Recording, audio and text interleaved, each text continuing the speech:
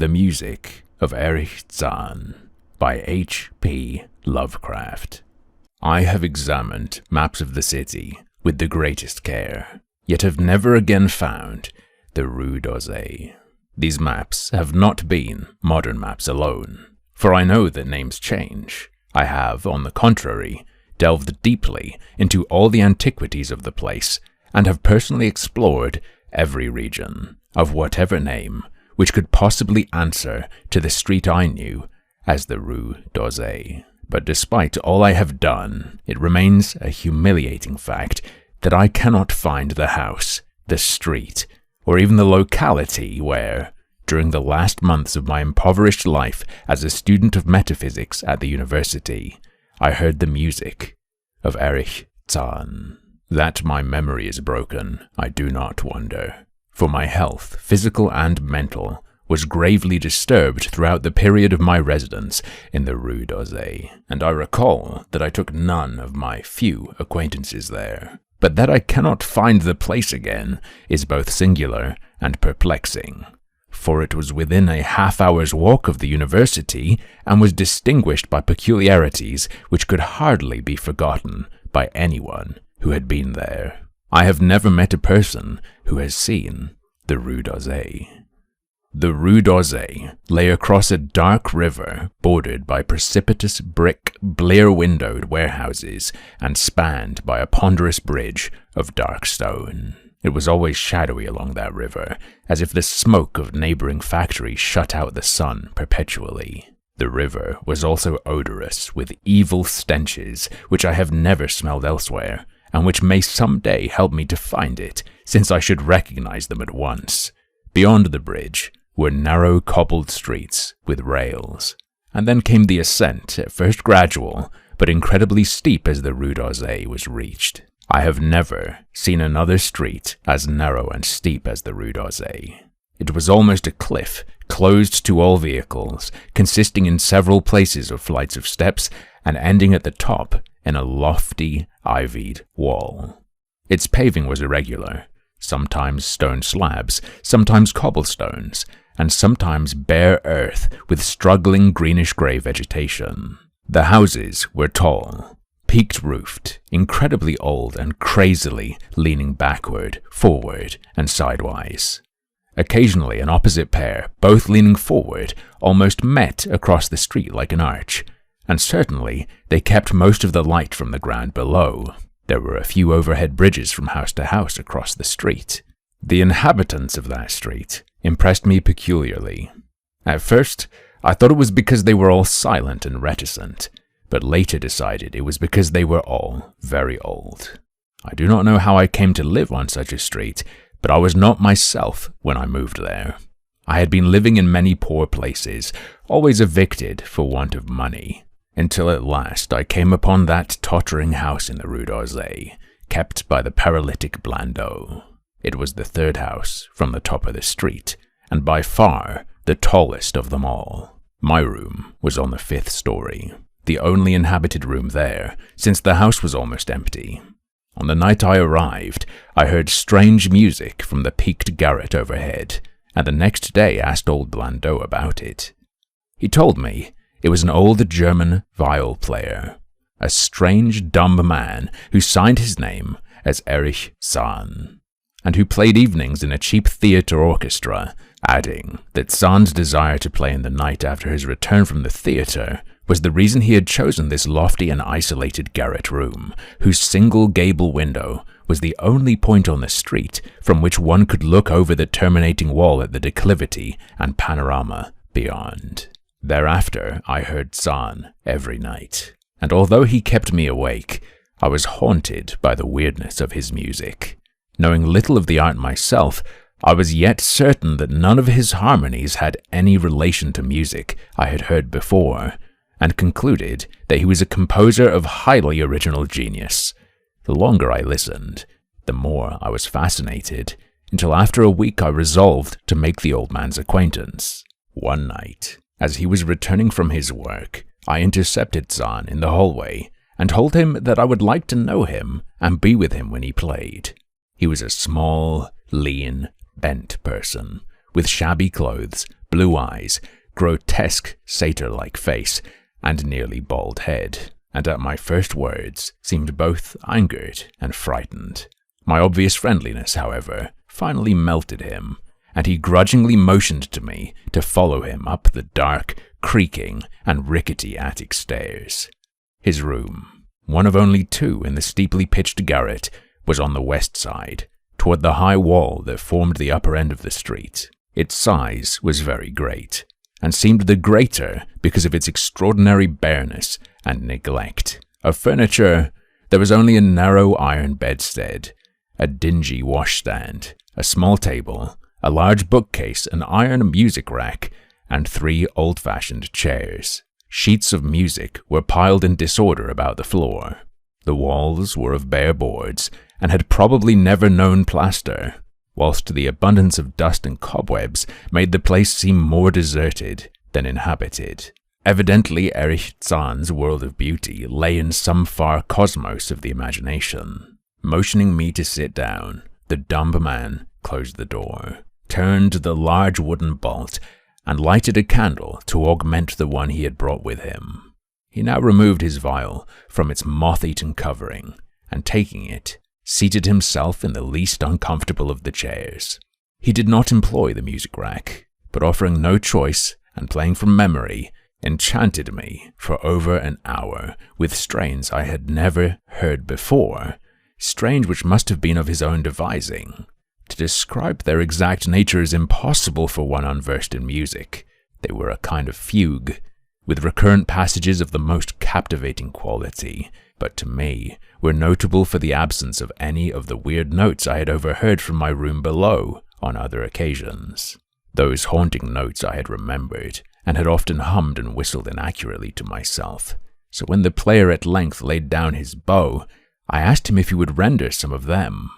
As I began my request, the wrinkled satyr-like face lost the bored placidity it had possessed during the playing, and seemed to shew the same curious mixture of anger and fright which I had noticed when first I accosted the old man. For a moment, I was inclined to use persuasion, regarding rather lightly the whims of senility, and even tried to awaken my host's weirder mood by whistling a few of the strains to which I had listened the night before. But I did not pursue this course for more than a moment, for when the dumb musician recognized the whistled air, his face grew suddenly distorted with an expression wholly beyond analysis, and his long, cold, bony right hand reached out to stop my mouth and silence the crude imitation. As he did this, he further demonstrated his eccentricity by casting a startled glance toward the lone curtained window, as if fearful of some intruder. A glance doubly absurd, since the garret stood high and inaccessible above all the adjacent roofs, this window being the only point on the steep street, as the concierge had told me, from which one could see over the wall at the summit. The old man's glance brought Blandot's remark to my mind, and with a certain capriciousness, I felt a wish to look out over the wide and dizzying panorama of moonlit roofs and city lights beyond the hilltop, which of all the dwellers in the Rue d'Orsay, only this crabbed musician could see. I moved toward the window, and would have drawn aside the nondescript curtains, when with a frightened rage, even greater than before, the dumb lodger was upon me again, this time motioning with his head toward the door, as he nervously strove to drag me thither with both hands. Now thoroughly disgusted with my host, I ordered him to release me, and told him I would go at once. His clutch relaxed, and as he saw my disgust and offense, his own anger seemed to subside. He tightened his relaxing grip, but this time in a friendly manner, forcing me into a chair. Then, with an appearance of wistfulness, crossing to the littered table, where he wrote many words with a pencil in the labored French of a foreigner. The note, which he finally handed me, was an appeal for tolerance and forgiveness. Zann said that he was old, lonely, and afflicted with strange fears and nervous disorders connected with his music and with other things. He had enjoyed my listening to his music and wished I would come again and not mind his eccentricities. But he could not play to another his weird harmonies, and could not bear hearing them from another, nor could he bear having anything in his room touched by another. He had not known until our hallway conversation that I could overhear his playing in my room, and now asked me if I would arrange with Blondeau to take a lower room where I could not hear him in the night. He would, he wrote, defray the difference in rent. As I sat deciphering the execrable French, I felt more lenient toward the old man. He was a victim of physical and nervous suffering, as was I, and my metaphysical studies had taught me kindness. In the silence there came a slight sound from the window. The shutter must have rattled in the night wind, and for some reason I started almost as violently as did Erich Zann. So when I had finished reading, I shook my host by the hand and departed as a friend. The next day, Blondeau gave me a more expensive room on the 3rd floor, between the apartments of an aged moneylender and the room of a respectable upholsterer. There was no one on the 4th floor. It was not long before I found that Zann's eagerness for my company was not as great as it had seemed while he was persuading me to move down from the 5th story. He did not ask me to call on him, and when I did call he appeared uneasy and played listlessly. This was always at night. In the day he slept and would admit no one. My liking for him did not grow, though the attic room and the weird music seemed to hold an odd fascination for me. I had a curious desire to look out of that window, over the wall, and down the unseen slope at the glittering roofs and spires which must lie outspread there. Once I went up to the garret during theatre hours when Zann was away, but the door was locked. What I did succeed in doing was to overhear the nocturnal playing of the dumb old man. At first I would tiptoe up to my old 5th floor. Then I grew bold enough to climb the last creaking staircase to the peaked garret. There, in the narrow hall, outside the bolted door with the covered keyhole, I often heard sounds which filled me with an indefinable dread, the dread of vague wonder and brooding mystery. It was not the sounds that were hideous, for they were not, but that they held vibrations suggesting nothing on this globe of earth, and that at certain intervals they assumed a symphonic quality which I could hardly conceive as produced by one player. Certainly, Erich Zann was a genius of wild power. As the weeks passed, the playing grew wilder, whilst the old musician acquired an increasing haggardness and furtiveness pitiful to behold. He now refused to admit me at any time, and shunned me whenever we met on the stairs. Then one night, as I listened at the door, I heard the shrieking viol swell into a chaotic babble of sound. A pandemonium which would have led me to doubt my own shaking sanity had there not come from behind that barred portal a piteous proof that the horror was real. The awful, inarticulate cry which only a mute can utter, and which rises only in moments of the most terrible fear or anguish.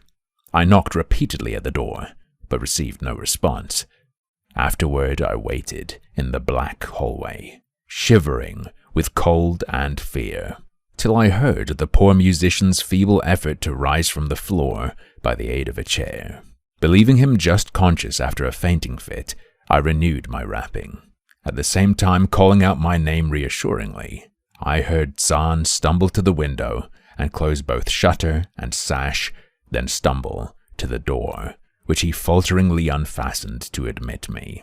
This time, his delight at having me present was real, for his distorted face gleamed with relief while he clutched at my coat as a child clutches at its mother's skirts. Shaking pathetically, the old man forced me into a chair whilst he sank into another, beside which his viol and bow lay carelessly on the floor. He sat for some time inactive, nodding oddly, but having a paradoxical suggestion of intense and frightened listening. Subsequently, he seemed to be satisfied, and crossing to a chair by the table wrote a brief note, handed it to me, and returned to the table, where he began to write rapidly and incessantly. The note implored me in the name of mercy, and for the sake of my own curiosity, to wait where I was, while he prepared a full account in German of all the marvels and terrors which beset him. I waited, and the dumb man's pencil flew. It was perhaps an hour later, while I still waited and while the old musician's feverishly written sheets still continued to pile up, that I saw Zann start, as if from the hint of a terrible shock. Unmistakably, he was looking at the curtained window and listening shudderingly. Then I half fancied I heard a sound myself, though it was not a horrible sound, but rather an exquisitely low and infinitely distant musical note, suggesting a player in one of the neighboring houses, or in some abode beyond the lofty wall over which I had never been able to look.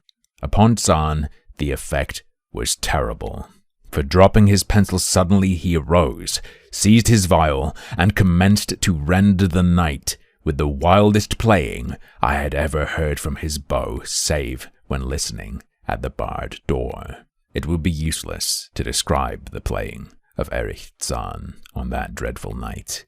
It was more horrible than anything I had overheard, because I could now see the expression of his face, and could realize that this time the motive was stark fear. He was trying to make a noise, to ward something off or drown something out. What, I could not imagine, awesome though I felt it must be.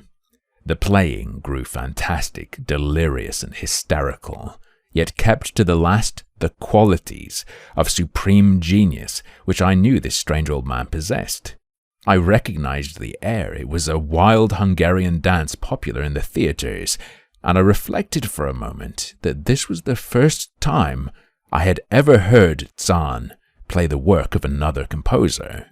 Louder and louder, wilder and wilder, mounted the shrieking and whining of that desperate viol. The player was dripping with an uncanny perspiration and twisted like a monkey, always looking frantically at the curtained window.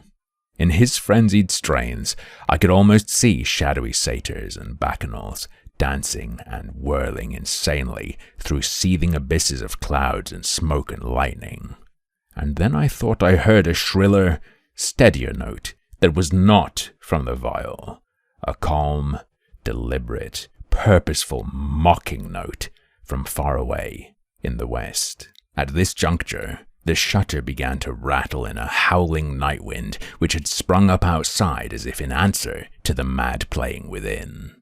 Zann's screaming viol now outdid itself, emitting sounds I had never thought a viol could emit. The shutter rattled more loudly, unfastened, and commenced slamming against the window. Then the glass broke shiveringly under the persistent impacts, and the chill wind rushed in, making the candles sputter and rustling the sheets of paper on the table where Zann had begun to write out his horrible secret. I looked at Zann and saw that he was past conscious observation. His blue eyes were bulging, glassy, and sightless, and the frantic playing had become a blind, mechanical, unrecognizable orgy that no pen could even suggest. A sudden gust, stronger than the others, caught up the manuscript and bore it toward the window. I followed the flying sheets in desperation, but they were gone before I reached the demolished panes. Then I remembered my old wish to gaze from this window, the only window in the Rue d'Orsay, from which one might see the slope beyond the wall and the city outspread beneath. It was very dark, but the city's lights always burned, and I expected to see them there amidst the rain and wind. Yet when I looked from that highest of all gable windows, looked while all the candles sputtered and the insane viol howled with the night wind, I saw no city spread below, and no friendly lights gleaming from remembered streets, but only the blackness of space illimitable. Unimagined space alive with motion and music, and having no semblance to anything on earth. And as I stood there looking in terror, the wind blew out both the candles in that ancient peaked garret, leaving me in savage and impenetrable darkness, with chaos and pandemonium before me, and the demon madness of that night-baying viol behind me. I staggered back in the dark, without the means of striking a light, crashing against the table, overturning a chair, and finally groping my way to the place where the blackness screamed with shocking music. To save myself and Erich Zann, I could at least try, whatever the powers opposed to me. Once I thought some chill thing brushed me and I screamed, but my scream could not be heard above that hideous viol. Suddenly, out of the blackness, the madly sawing bow struck me, and I knew I was close to the player. I felt ahead, touched the back of Zann's chair, and then found and shook his shoulder in an effort to bring him to his senses. He did not respond, and still the viol shrieked on without slackening. I moved my hand to his head, whose mechanical nodding I was able to stop, and shouted in his ear that we must both flee from the unknown things of the night. But he neither answered me, nor abated the frenzy of his unutterable music, while all through the garret strange currents of wind seemed to dance in the darkness and babble. When my hand touched his ear, I shuddered, though I knew not why, till I felt of the still face, the ice-cold, stiffened, unbreathing face, whose glassy eyes bulged uselessly into the void. And then, by some miracle finding the door and the large wooden bolt, I plunged wildly away from that glassy-eyed thing in the dark, and from the ghoulish howling of that accursed viol, whose fury increased even as I plunged. Leaping, floating, flying down those endless stairs through the dark house, racing mindlessly out into the narrow, steep, and ancient street of steps and tottering houses, clattering down steps and over cobbles to the lower streets and the putrid canyon-walled river, panting across the great dark bridge to the broader, healthier streets and the boulevards we know. All these are terrible impressions that linger with me, and I recall that there was no wind, and that the moon was out, and that all the lights of the city twinkled. Despite my most careful searches and investigations, I have never since been able to find the Rue d'Orsay.